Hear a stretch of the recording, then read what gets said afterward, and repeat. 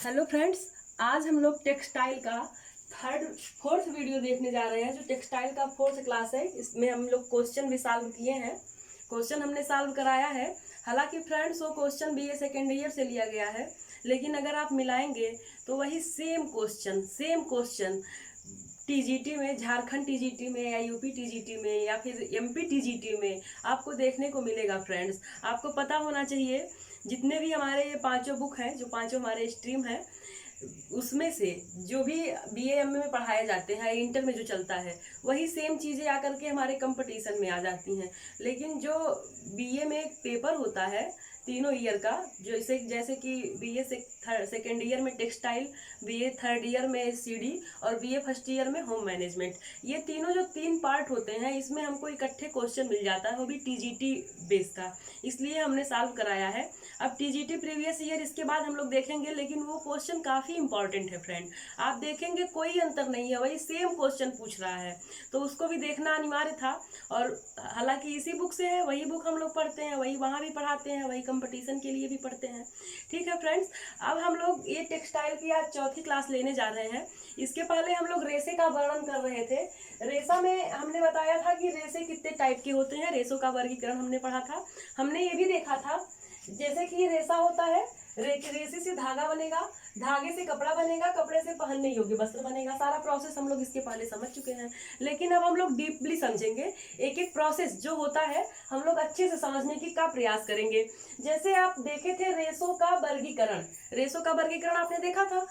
क्या देखा था? एक प्राकृतिक रेशा, दूसरा कृत्रिम रेशा। प्राकृतिक में भी हमने तीन टाइप देखे थे, वनस्पतिक देखा, फिर खनिज देखा, फिर प्राणिज देखा। उसमें भी मतलब उसका डिवाइड कैसे हुआ था हमने कल अच्छे से समझाया था, और उसको आप अच्छे से कंठस्थ कर लेंगे, क्योंकि वहां से दो क्वेश्चन बनना तय है।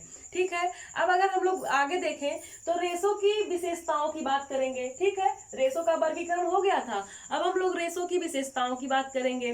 जैसे कि आप लोग जानते हैं, रेशा दो टाइप से मिला था हमें, एक प्राणी जगत से मिला था, दूसरा वनस्पतिक जगत से मिला था। फ्रेंड, जो एक प्राकृतिक जगत से जो मिला और एक जो है आपको कृत्रिम जगत से मिला। आपको पता है फ्रेंड्स, जो प्रकृति हमें देगी उसमें हम लोग बाद में कुछ मॉडिफाई कर देंगे, लेकिन वो नेचुरल होगी। लेकिन जो हमें खुद बनाना हो, उसकी लंबाई, चौड़ाई, मोटाई जैसा भी करना हो, हम अपने अकॉर्डिंग करेंगे, क्योंकि वो हमारे ऊपर डिपेंड है। और कृत्रिम रेशों में जो होता है, उसमें हम चाहे जितना जो भी गुण कपड़े में होता है, जितना भी हम सोच सकते हैं, उसमें वो सारे गुण पाए जाते हैं। ऐसा क्यों होता है? क्योंकि वो मानव निर्मित रेशा होता है, और जो मानव निर्मित रेशा होगा, जो रासायनिक रेशा होगा, संश्लेषित रेशा होगा, उसमें हम जितने क्वालिटी ऐड करना चाहें, अपने आप स्वतः ही ऐड कर देंगे।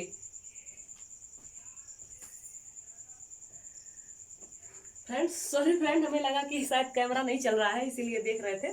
तो हम लोग जितना भी चाहें उसमें उतनी सारी क्वालिटी ऐड कर सकते हैं, लेकिन जो हमें प्रकृति से मिल रही है, जो हमें उसमें वनस्पतिक मिला, प्राणीज मिला, खनिज मिला, वो उन रेशों में हम लोग फिनिशिंग तो करते हैं, लेकिन वो रेशे कैसे होते हैं? वह नेचुरल फाइबर होते हैं। तो उसमें मान लीजिए कोई स्टेपल है, कोई फिलामेंट है, तो उसमें हम लोग बहुत ज्यादा चेंज नहीं कर सकते हैं। ठीक है फ्रेंड्स, जैसे कि आप कृत्रिम में बहुत लंबा नहीं है तो आप उसको लंबा बना लेंगे, बहुत अच्छा क्वालिटी नहीं है तो उसकी आप क्वालिटी बढ़ा लेंगे, जैसा भी आप चाहेंगे वैसा कृत्रिम रेशा आप कर सकते हैं। फ्रेंड्स, अगर हम प्राकृतिक रेशों की बात करें, ठीक है, अब आगे हम देखेंगे विशेषताओं की, रेशों के गुण एवं विशेषताएं। तो पहला गुण हम देखेंगे मजबूती। फ्रेंड, जब हम लोग कपड़ा खरीदने जाते हैं, कल हम लोग पढ़े थे वस्त्रों का चुनाव, उसमें हमने बताया था, उसमें भी हम लोग देखे थे टिकाऊपन। तो कपड़ा कौन सा टिकाऊ होगा? जिसका जाहिर सी बात है रेशा अच्छा होगा, वही कपड़ा टिकाऊ होगा। ठीक है फ्रेंड्स, अब हम लोग देखेंगे, अगर विशेषताओं की बात करें तो सबसे पहले समझेंगे कि कौन सा रेशा अत्यधिक मजबूत लिए होता है। तो ये रेशा मजबूत कितना होता है, कितना नमी अवशोषित करेगा, ये चैप्टर वाइज अध्ययन करेंगे। लेकिन रेशों में क्या क्या क्वालिटी होती है, इसको अभी स्टेप बाय स्टेप शार्ट में समझते चलते हैं। ठीक है फ्रेंड्स, अब देखेंगे आप एडिक्वेट स्ट्रेंथ, पर्याप्त मजबूती। फ्रेंड्स, रेशों में जो पर्याप्त मजबूती होती है, जिन रेशों में पर्याप्त मजबूती होगी फ्रेंड्स, जिन रेशों में पर्याप्त मजबूती होगी, उसके वस्त्र भी मजबूत बनेंगे, वस्त्र भी अच्छे बनेंगे फ्रेंड्स। ठीक है, उनका वस्त्र निर्माण करना भी इजी होगा। अब आगे आप देखेंगे तनाव सामर्थ्य। तनाव सामर्थ्य क्या होता है? तनाव सामर्थ्य या क्षमता कह सकते हैं।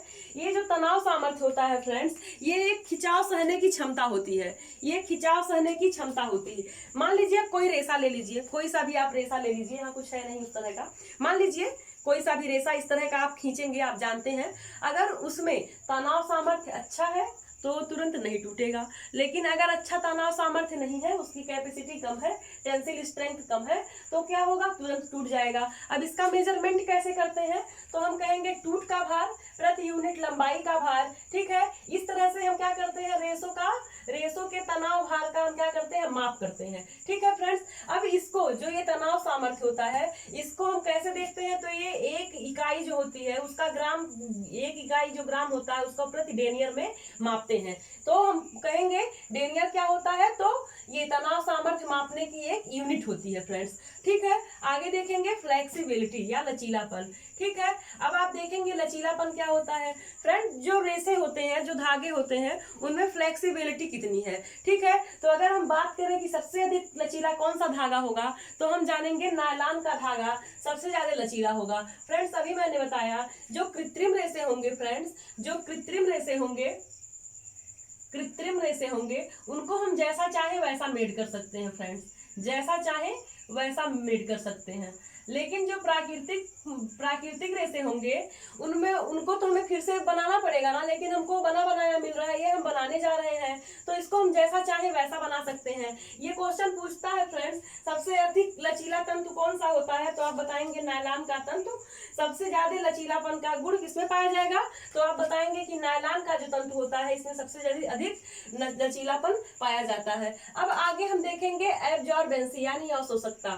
फ्रेंड्स, आप जानते हैं हमने चर्चा भी नहीं की है, जब हम लोग पढ़ेंगे आगे, जैसे कि प्राकृतिक रेशों में जो ऊन है, कॉटन है, तो ये सब क्या है? अत्यधिक अवशोषकता को ग्रहण करते हैं। ऑब्जॉर्बेंसी कैपेसिटी इसमें अत्यधिक होती है। लेकिन जो रासायनिक रेशे होते हैं उसमें अवशोषण की क्षमता कम होती है, इसीलिए ह्यूमन फ्रेंडली नहीं होते हैं। जैसे हम लोग गर्मियों में कॉटन का कपड़ा पहनते हैं, क्यों? क्योंकि ये हमारे पसीने को तुरंत ही सोख लेता है, अवशोषित कर लेता है, और ये फिर हमें ठंडी सी हवा लगने लगती है, इसीलिए इसको हम ह्यूमन फ्रेंडली फाइबर या फैब्रिक के नाम से जानते हैं।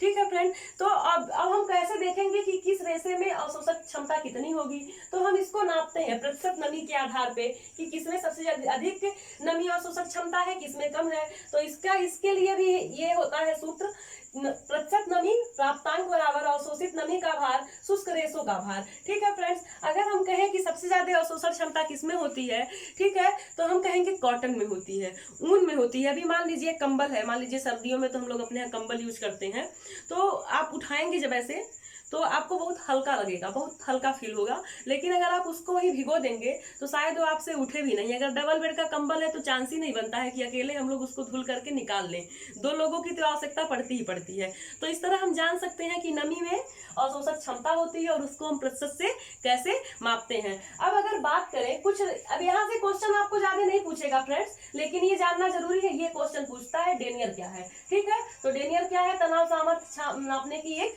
यूनिट है। ठीक है, और यहाँ से क्वेश्चन अभी नहीं पूछेगा, बनता है क्वेश्चन लेकिन इस तरह से नहीं बनता है, सूत्र क्या है, कैसे है, तो आगे हम देखेंगे जहां से क्वेश्चन आएगा। हम कहेंगे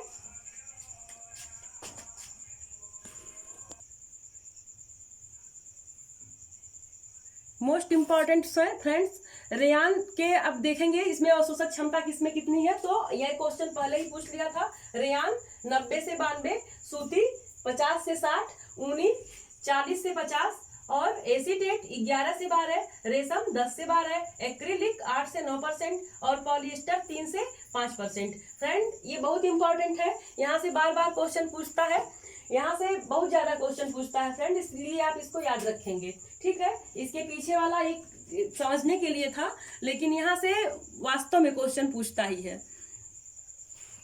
अवशोषक क्षमता के बाद अब हम आगे देखेंगे और भी इसके गुण।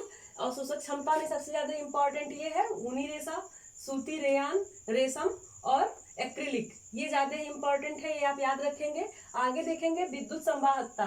तो फ्रेंड्स, आपको बार बार मैं बता रही हूँ, जो प्राकृतिक रेसे होंगे उनमें सभी गुण प्रकृति से मिले होंगे, उसमें हम बहुत ज्यादा कम ज्यादा नहीं कर सकते। लेकिन जो कृत्रिम रेसे होंगे उनको हम जैसा चाहे वैसा ही बना सकते हैं। तो अगर विद्युत संवाहकता की बात करें तो सबसे अधिक विद्युत संवाहकता मानवकृत रेसों में होगी। ठीक है फ्रेंड्स, इसमें उच्च कोटि की विद्युत संवाहकता होगी। विद्युत संवाहकता से मतलब होता है फ्रेंड्स, जो जिसमें विद्युत संवाहकता अधिक होगी उसको विद्युत से शॉक्ड होने का खतरा कम होगा। फ्रेंड्स, जिसमें विद्युत संवाहकता अधिक होगी उससे विद्युत से शॉक्ड होने का खतरा कम होगा।